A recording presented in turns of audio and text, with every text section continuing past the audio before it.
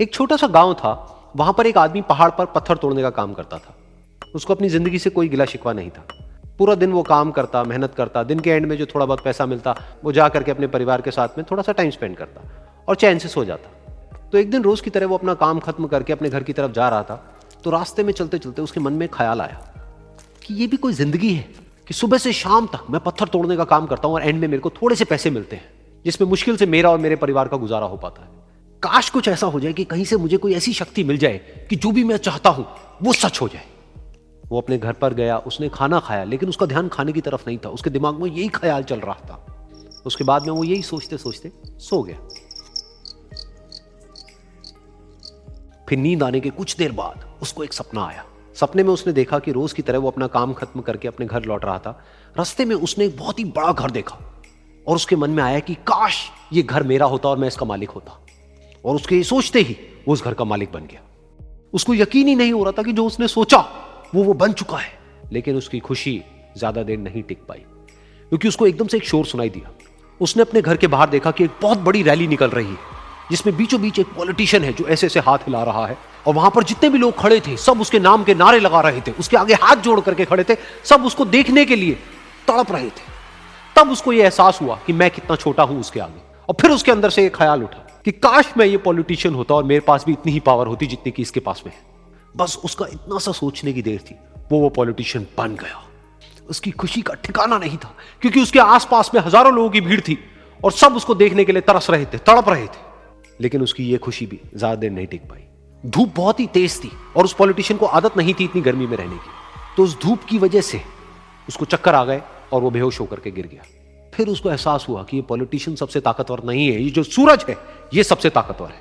और उसके मन में आया कि काश मैं ये सूरज बन जाऊं तो मेरे आगे कोई नहीं टिक पाएगा। और उसका इतना सा सोचने की देर थी और वो सूरज बन गया। और वो खुशी से पागल हो गया, क्योंकि पूरी दुनिया को वो ही रोशन कर रहा था और पूरी दुनिया में ऐसा कोई नहीं था जो कि उसकी रोशनी को रोक सके। लेकिन उसकी ये खुशी भी ज्यादा देर टिक नहीं पाई, क्योंकि कुछ ही देर बाद आसमान में कुछ काले बादल आए जिन्होंने कि उस सूरज की रोशनी को रोक दिया। फिर उसको यह एहसास हुआ कि इस दुनिया में ऐसा भी कोई है जिसमें दम है उसकी रोशनी को रोकने का। और उसके मन में एक ख्याल उठा कि काश मैं वो बादल बन जाऊं। और वो बादल बन गया और आसमान में उड़ने लगा।